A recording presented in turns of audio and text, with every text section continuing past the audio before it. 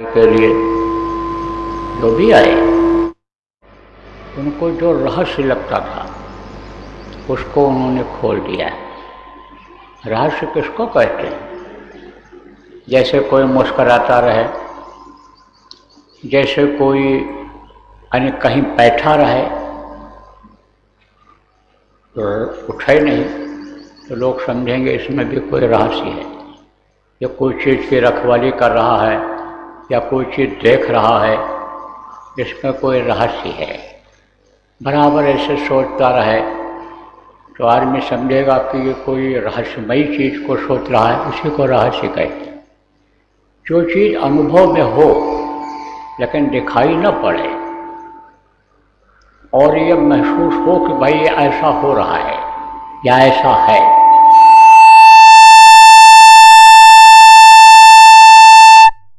जैसे ये चिंतन करने वाले लोग होते हैं, सोचने वाले होते हैं, थिंकर जिनको कहते हैं, ये जो आप समझो कि यानी मनोवैज्ञानिक होते हैं, ये लोग क्या करते हैं?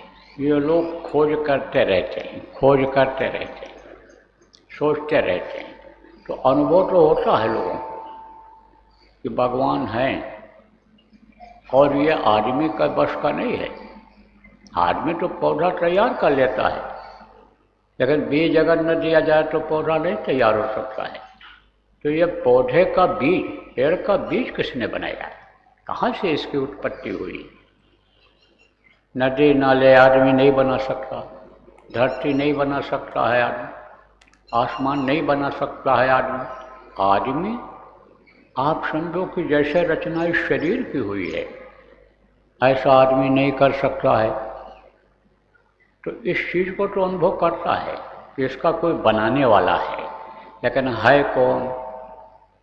इस रहस्य का पता चाहे ये यानी ये सोचने वाले हों, चाहे ये रिसर्च करने वाले, शोध करने वाले हों, इसका पता नहीं लगा पाए। लेकिन जब संत इस धरती पर आए तब उन्होंने वेद को खोला, रहस्य को खोला। देखो प्रेमी, जैसे आज ये व्यवस्था बनी हुई है कि भाई मेहनत करोगे तो खाओगे, कमाओगे तो खाओगे, मजदूरी करोगे तो पैसा मिलेगा, नौकरी करोगे तो तनख्वाह मिलेगा, दुकान करोगे तो आमदनी होगी, खेती करोगे तो अन्न पैदा होगा, जानवर पालोगे, दूध पियोगे। तो इस तरह से यानी एक व्यवस्था बनी हुई है।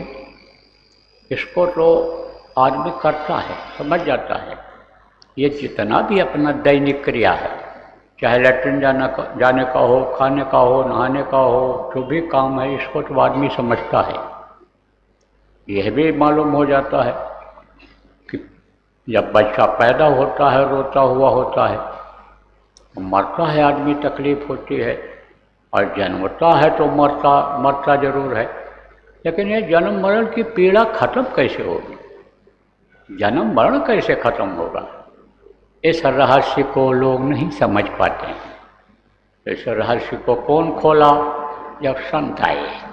वो स्वामी जी महाराज ने कहा, यह रहस्य रघुनाथ कर, बेग न जाने कोई, जो जाने रघुपति कृपा, जन्म मरण नहीं हो।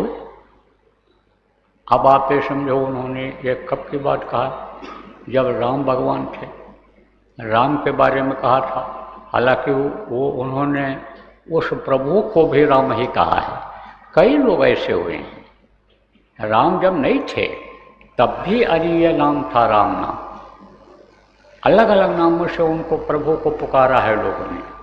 जैसे हम लोग जय गुरुदेव नाम से उनको जानते हैं, अनामी को जय गुरुदेव नाम से कहते हैं, जय गुरुदेव नाम कहते हैं उनको, और उसको जय गुरुदेव नाम से जानते हैं, समझते हैं और पुकारते हैं।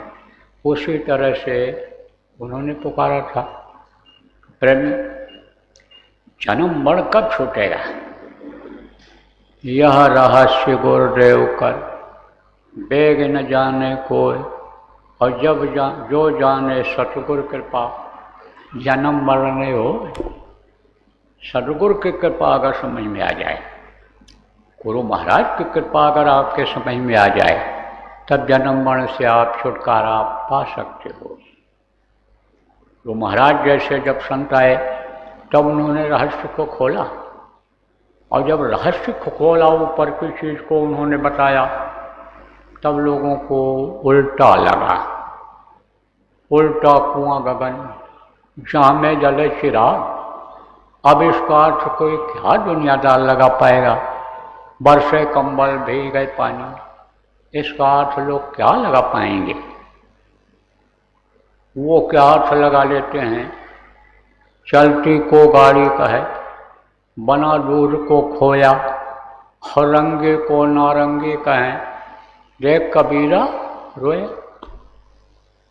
जो चीज़ चलती है उसको कहते हैं गाड़ी है, ये गड़ी हुई है नीचे।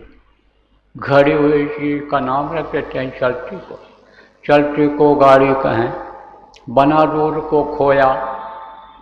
दूध जब बढ़िया पक जाता है, गाढ़ा हो जाता है, खाने लायक होता है, तब कहते खोया, बेकार।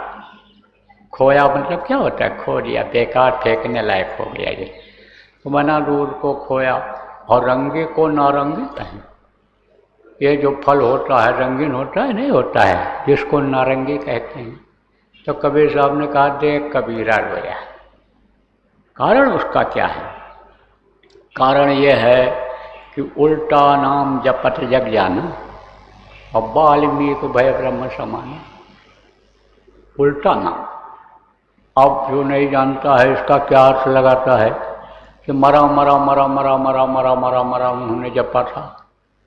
उल्टा नाम क्या हुआ? कहा से शीर्षासन करो, भगवान का नाम लो। उलट करके शरीर को ही उलट देते हैं। शीर्षासन करके अन्य तरह तरह से शरीर को कष्ट देते हैं।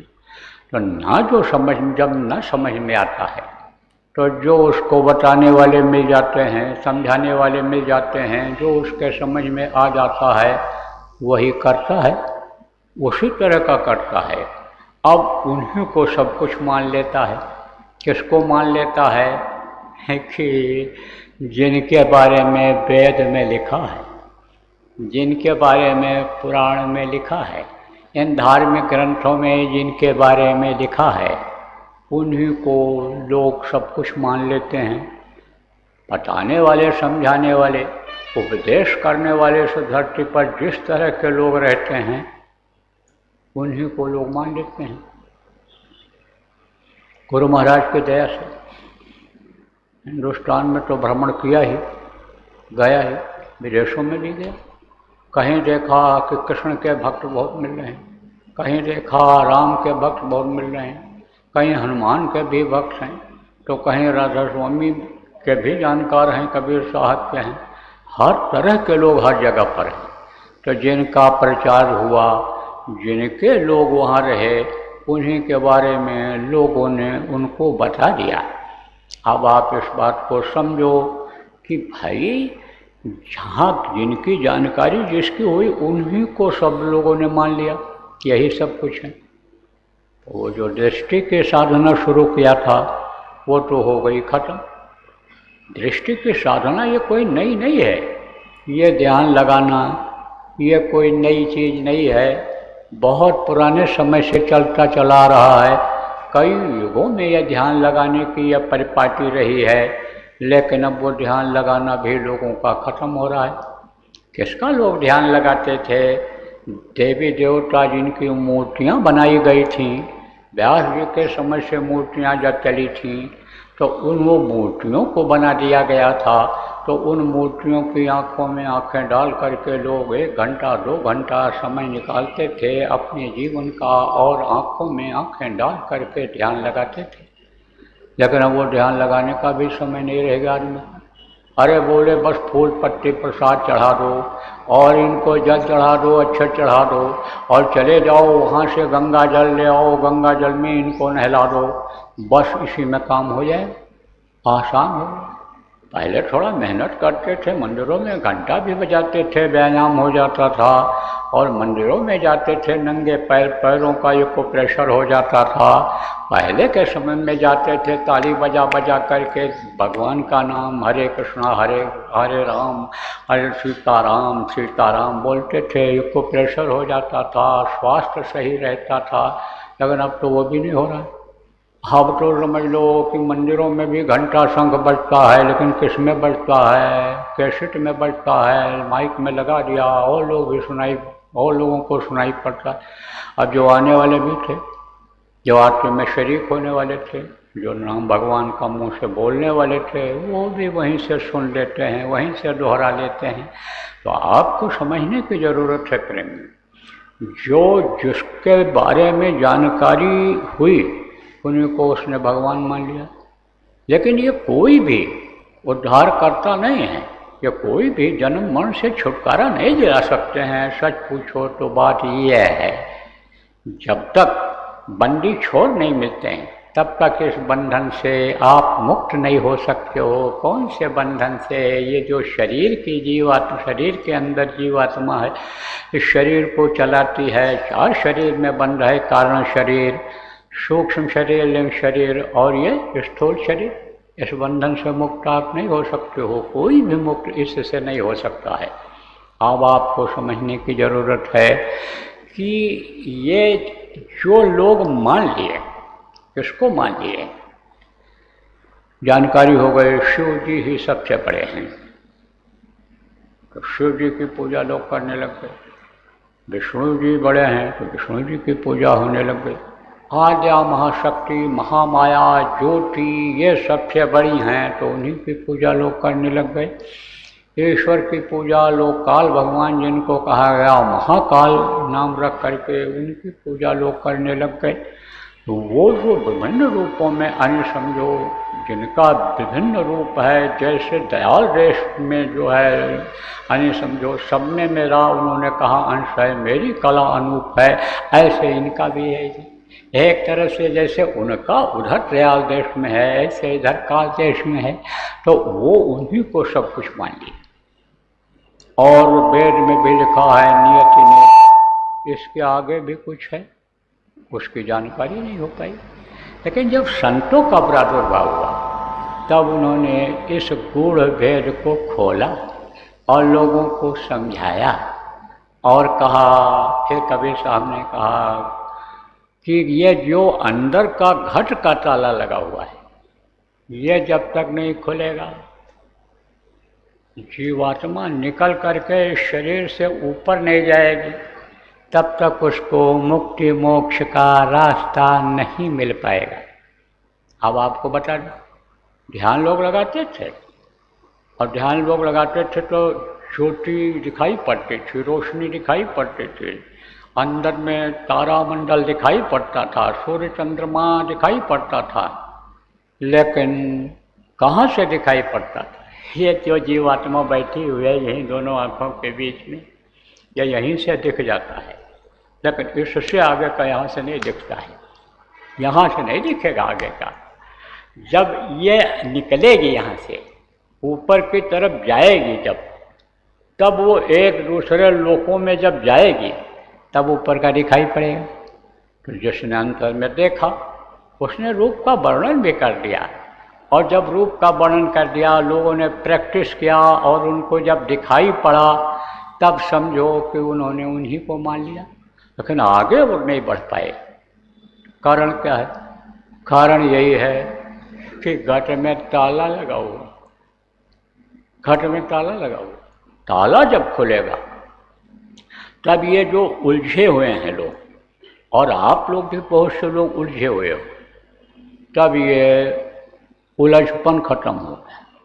नहीं तो बहुत दिनों से लोग कोशिश कर रहे हैं रहस्य को जानने के लिए, उस प्रभु को जानने के लिए अनेक कोशिश कर रहे हैं, लेकिन छूट न अधिक अधिक अरुझाई। छूटा नहीं है, यह गांठ नहीं खोली। आप ये समझो ये घट का ताला नहीं खोला तो ये कैसे बाहर जा पाएंगे, कैसे उस रहस्य को समझ पाएंगे? अब आप इस बात को समझो कि घट का ताला खुलेगा कैसे? गुरु कुंजी जो भूले नहीं, घट ताला छिन में खोई जाही। यह घट का जो ताला है, उस रहस्य को, यह रहस्य गुरुदेव का भी बताया आपको।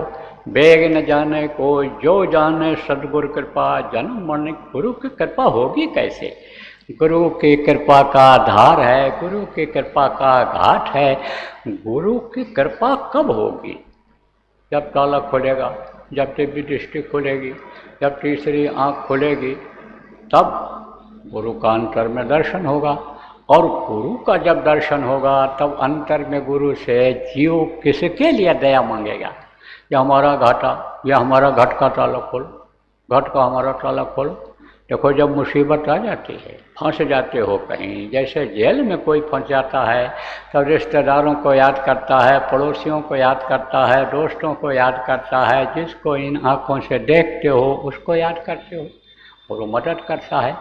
ऐसे जैसे गुरु से आप अपनी बात कहते रहे, मदद करते रहे, वो ऐसे ही ये जीवात्मा गुरु से यानी दया मांगती है, गुरु से कृपा मांगती है, और गुरु कृपा जब हो जाती है तब घट का ताला खुलता है। लेकिन गुरु क्या करते हैं घट का ताला खोलने के लिए?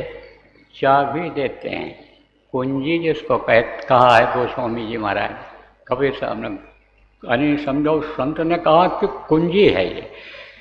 कुंजी से जब ताला खोलोगे, चाबी से जब ताला खोलोगे तब ताला खुलेगा। तो वो कौन सी कुंजी है? गुरु कुंजी जो विचरण, यह जो नाम उन्होंने बताया गुरु महाराज ने, संतों ने बताया, जो बताया जा रहा है, ये क्या है? यही है कुंजी। इससे वो ताला खुलेगा। कौन सा ताला खुलेगा? घट का ताला खुलेगा। और घट का जब ताला खुलेगा तब अंधेरा दूर होगा। तब माने क्या होता है? तब माने अंधेरा होता है। तो आपको कई बार बताया गया कि इस दुनिया में अंधेरा ही अंधेरा है, उजाला नाम की कोई चीज़ ही नहीं है। जहाँ पर बदलाव होता रहे, उजाले के बाद अंधेरा आता रहे, उजाले के बाद आप उजाला आवे अंधेरा आवे, उजाला आवे अंधेरा आवे, वहाँ कैसे कह सकते हो उजाला है? आप बादल घिरा हुआ है, अब एकदम से अगर साफ हो जाए बादल, तब कहोगे मौसम खुला है। और आप किसी से कहो मौसम खुला है, साफ है, और आदमी वहाँ मान लो कमरे में बैठा है, और आप कह दो इस समय बरसात में कि भी साफ है, क्योंकि आपने किसको देखा? मौसम को देखा। उस समय पर सूरज को आपने देखा तो कहा सूरज निकला हुआ है। लेकिन बारिश में ऐसा भी होता है कि घने बादल आते हैं, या घने बादल जो होते हैं छाए रहते हैं, और काला बादल जिधर आवे भूला बादल पानी लावे। काला बादल जब रहता है तो पूर्वाई हवा चल रही है, पूरब की पश्चिम जब चलने लगती है तो बरसात होती है। कई तरह का मौसम होता है बरसात के महीने। लेकिन एक ऐसा होता है कि ऐसे बादल के चकत्ते रहते हैं, ऐसे रहते हैं, और यह धरती जब आगे बढ़ती है अपने गति से चलती है, यह धरती चलती रहती है, जमीन चलता रहता है। आप इस पर अनुभव नहीं करते हो कि ये चल रही है कि हम चल रहे हैं। जैसे रेलगाड़ी में बैठे रहो तो जिस रेलगाड़ी में आप बैठते हो खड़ी रहती है, और बगल की रेलगाड़ी ऐसे धीरे धीरे धीरे रेंगती हुई जब निकलती है तब आप समझते हो यही गाड़ी चल पड़ी है। तो ऐसे ही होता है, यह धरती चलती है, और धरती जब उसके सामने आती है, आ जाती है, किसके सामने? बादल के सामने आ जाती है, या हवा ही तेजी से चली और बादल को ला दिया वहाँ पर ढकेल करके, क्योंकि पवन में शक्ति है, हवा में शक्ति है। तो आप ये समझो बादल को जब ला दिया उसने तो अंधेरा हो गया। आप समझो कि सूरज छिप गया। तो ये तो नहीं हुआ कि पूर्ण सफ़ेदी आ गई, एकदम खुल गया। तो यहाँ इस धरती पर क्या है? प्रकाश भी है, लेकिन अंधेरा ज़्यादा है। दिन में भी अंधेरा देखो, अभी उजाला हो गया, लेकिन आँख बंद करो तो अंधेरा है। तो यह तम कैसे हटेगा? यह अंधेरापन कैसे दूर होगा? कब हटेगा? जब गुरु कुंजी को बिसरे नहीं। ये जो सुमिरन ध्यान भजन प्रेमियों बताया जाता है, इसको जब नहीं आप समझो भूलोगे और गुरु के आदेश का पालन करोगे, गुरु भक्ति करोगे। क्यों? क्योंकि गुरु के मेहर के बगैर हो नहीं सकता है। गुरु की दया ही जब होती है तब यह अंधेरा हटता है, और नहीं तो उजाले में गए फिर अंधेरे में आ गए, उजाले में गए फिर अंधेरे में आ गए। और वो प्रकाश जो कभी ख़त्म नहीं होता है, वहाँ ये जीवात्मा पहुँच नहीं पाती है और ये फंसी की फंसी रह जाती है। जैसे इस घाट पर बैठ करके जो लोगों ने कहा, कौन से घाट पर? अंतर के घाट पर, तीसरे तिल पर, 10वां द्वार जिसको कहा गया, पिंडी 10वां द्वार जिसको कहा गया, वहाँ पर बैठ करके जो ऋषि मुनियों ने, जो भी योगी योगेश्वरों ने साधना किया, तो उससे क्या हुआ कि वो वहाँ तक का उनको दिखाई पड़ा। जिसको दुनिया का यह सिस्टम मालूम हो जाए, दुनिया कैसे बनी है, दुनिया कैसे चल रही है, और इस धरती का नियम क्या है। पेड़ फलता है, झड़ता है, आग जलती है, बुझती है, आदमी जिंदा होता, पैदा होता है, बच्चा बड़ा होता है, और उसके बाद ये शरीर छोड़ जाता है। इतनी जानकारी जिनको हो जाती है उनको मुनि कहते हैं, उनको देव मुनि कहते हैं। और जो ब्रह्मा विष्णु महेश तक पहुंच जाते हैं, त्रिलोकी तक पहुंच जाते हैं, उनको देवर्ष कहते हैं। और अब उसके आगे योगी योगेश्वर साध संत परम संत, तो जो जहाँ का प्रकाश देखे और प्रकाश को पकड़ करके जिस स्थान पर गए वो वहीं तक सीमित रह गए, आगे का रास्ता नहीं मिला। क्योंकि बताया आपको कि जगह जगह पर रोक है, जगह जगह पर अन्य समझो कि लगे हुए हैं रोकने वाले। कहा ना, कल बल छल कर आए समीपा, आंचल मार बुझायो दीपा। मान लो इस इंद्रियों के घाट पर, इंद्री के जाल से आप निकल गए। ये इंद्रियों का जो यह बंधन है, क्या बंधन है? मुख के इंद्रिय का क्या बंधन है? खाओ मैं तो मन लगा रहेगा, पेट न होता तो आदमी फ्री रहता, न फ्री रहता। ये जो गुदा का, लिंग का, यहाँ से पेशाब होता है, लेट्रिन होती है, हाँ पे जो लेट्रिन महसूस हो रही, पेशाब महसूस हो रही, भजन भाव भक्ति भगवान याद आएंगे? नहीं आ जाएंगे। तो बंधन है ये, बंधे हुए हो आप। ये समझो कि इस पर भी अगर आप कंट्रोल कर लो कि कम पानी पिएंगे, नहीं पिएंगे तो पेशाब नहीं जाएंगे, हम भूख को रोक लेंगे, नहीं खाएंगे जब, तो हमको खाने के लिए जाना नहीं पड़ेगा।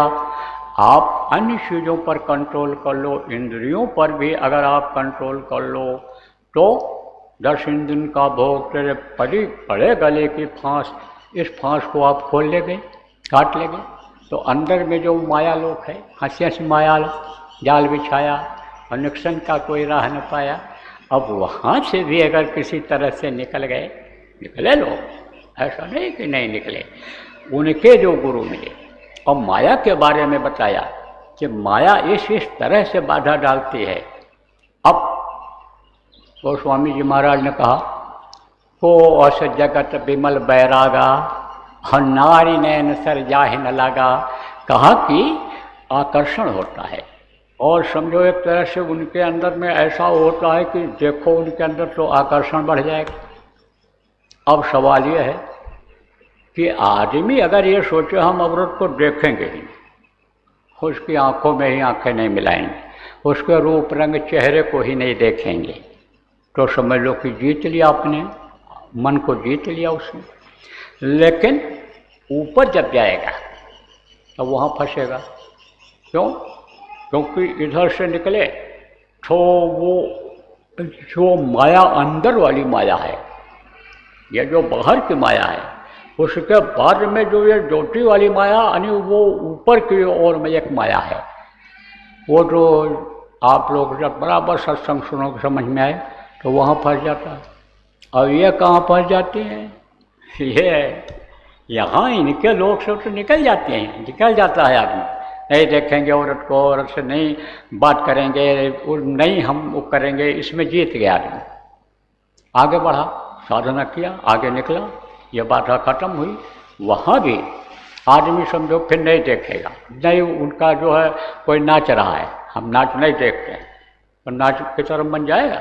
और जो मोबाइल में नाच ही देखता रहता है, गाना ही सुनता रहता है, कहीं कोई अगर औरत नाच रही हो तब तो वो कहेगा अभी तक फोटो देख रहे थे, अब इसको देखने लग जाए। और फिर उसको पाने की इच्छा जग जाएगी, भावना जग जाएगी, काम वासना जग जाएगी। तो ये निकल गया, आदमी अगर निकल गया तो ये कहाँ पहुँचती हैं? काल अपना जाल अलग ही बिछा रहा है, और जो जा रहे हैं उल्टा लौटा रहा है, उल्टा वो लौटा देता है। रो लो कुछ दिन, कोई बात नहीं, लेकिन फिर वापस जाओ।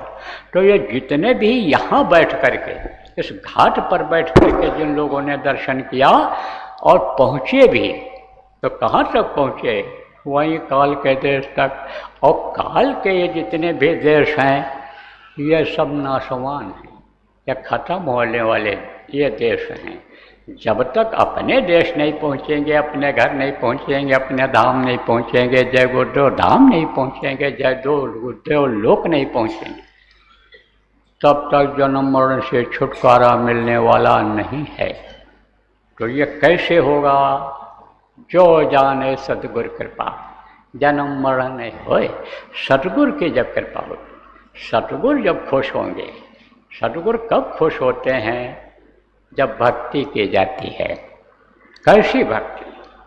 ऐसी भक्ति जिसके लिए कबीर साहब ने याद भी दिलाया, कहा भक्ति ऐसी कीजिए जिसके लिए उन्होंने कहा कि यानी समझो गुरु भक्ति कर लो। उन्होंने कहा कि गुरु भक्ति कर लो और जन्म मरण से छुटकारा पा लो। ये बार बार नहीं पाई जाए, मानुष जन्म की मौज। आप समझो, उन्होंने कहा गुरु भक्ति कर लो, नहीं बार बार ये मनुष्य शरीर की मौज नहीं होगी, तो समझो कि गुरु भक्ति कर लो। तो गुरु भक्ति पहले करे, पीछे और उपाय कहा गया। गुरु भक्ति पहले करना चाहिए और पीछे और उपाय करो। तो जो और उपाय लोग करते हैं फिर उसमें समय बर्बाद नहीं होगा। जैसे देखो, अब भी लोग पूजा पाठ करते हैं, मंदिरों में जाते हैं, कथा सुनते हैं, भागवत सुनते हैं, वो लोग जाप करते हैं, कराते हैं, अनुष्ठान कराते हैं। तो उसके लिए सामान इकट्ठा करना पड़ता है, ले जाना पड़ता है, और वो सामान अगर न हो तो कहते हैं कि अनुष्ठान पूरा नहीं होगा, यज्ञ पूरा नहीं होगा। तो उसमें समय जो बर्बाद होता है, धन बर्बाद होता है, वो बच जाएगा अगर मालूम हो जाए कि इन सब से कुछ नहीं होना है। ये जो लोमस ऋषि और अन्य ऋषियों का जो इतिहास बता रहा है वो अगर समझ में आ जाए, पढ़ लिया जाए, सुन लिया जाए, तो ये चीज़ समझ में आ जाएगी।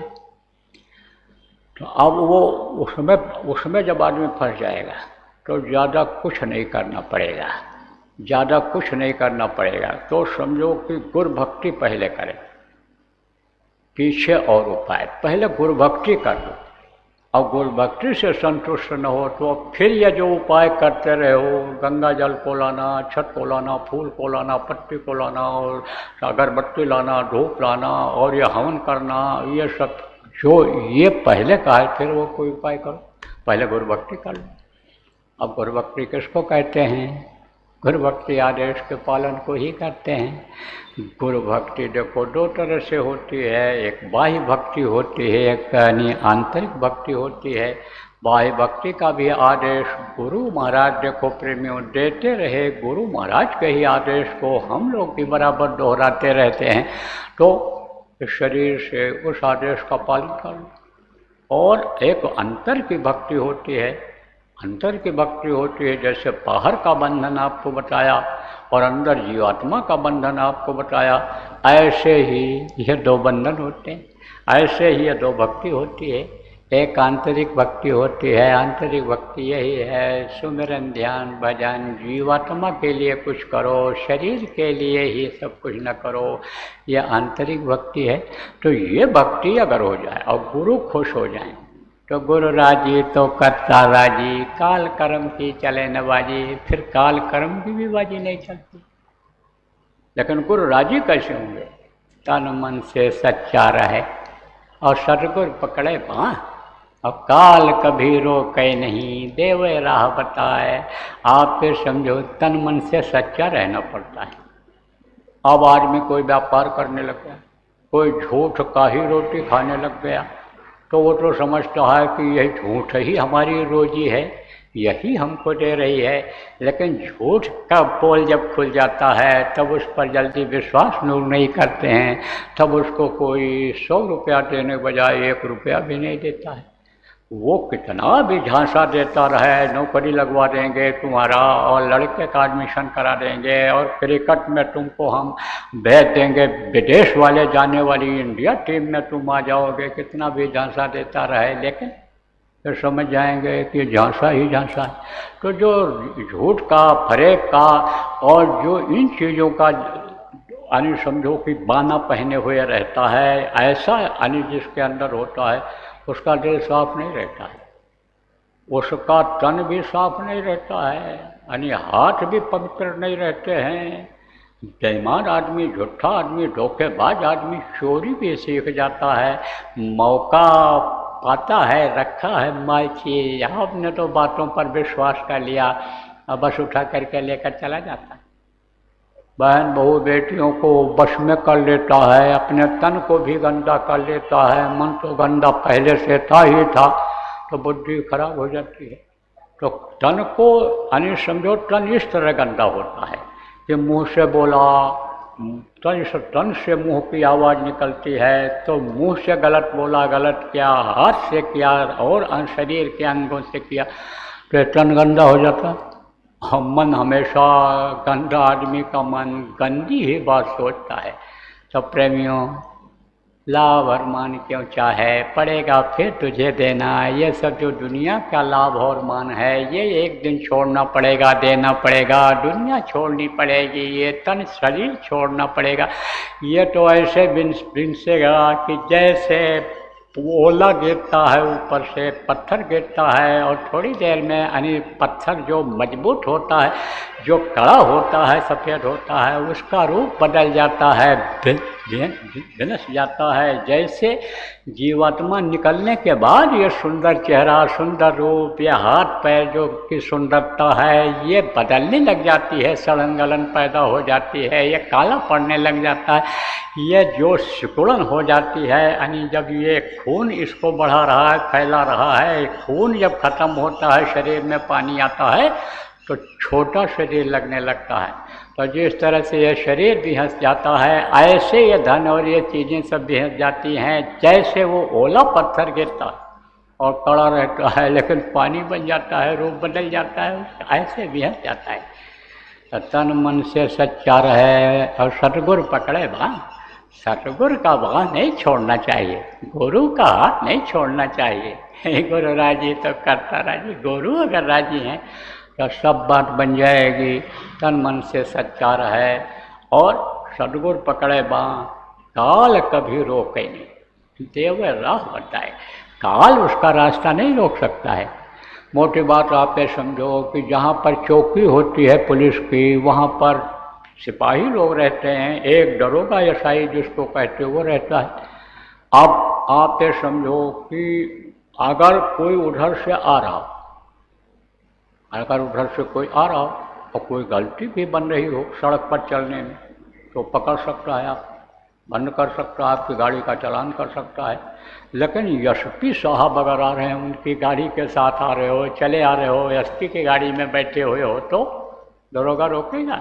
नहीं रोकता है। ऐसे रास्ते में कोई रुकावट नहीं होती है। जब वो पावरफुल मिल जाते हैं, पावर वाले मिल जाते हैं, तब कोई रुकावट नहीं होती।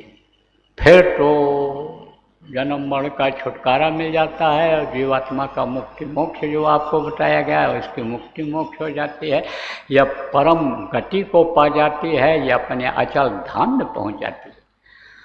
इसलिए बराबर गुरु के वचन को याद रखना चाहिए, गुरु के बताए रास्ते पर प्रेमियों चलते रहना चाहिए। बोलो जय गुरुदेव,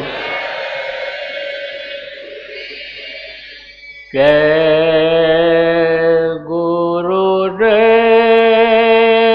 जय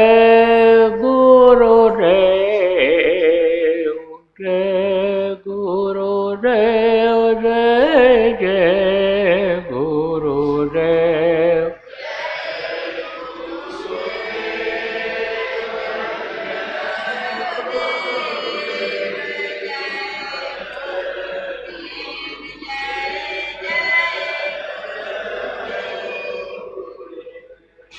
जय गुरुदेव जय गुरुदेव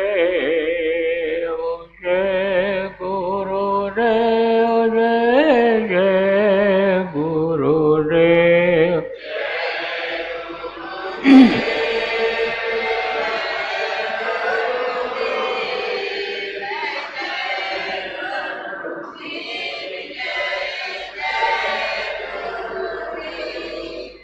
जय गुरुदेव जय गुरुदेव जय गुरुदेव जय जय गुरुदेव।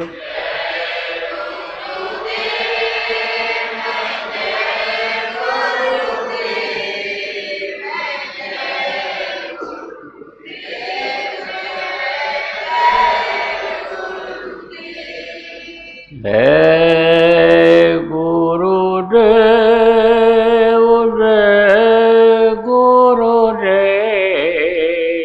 जय गुरुदेव जय जय गुरुदेव।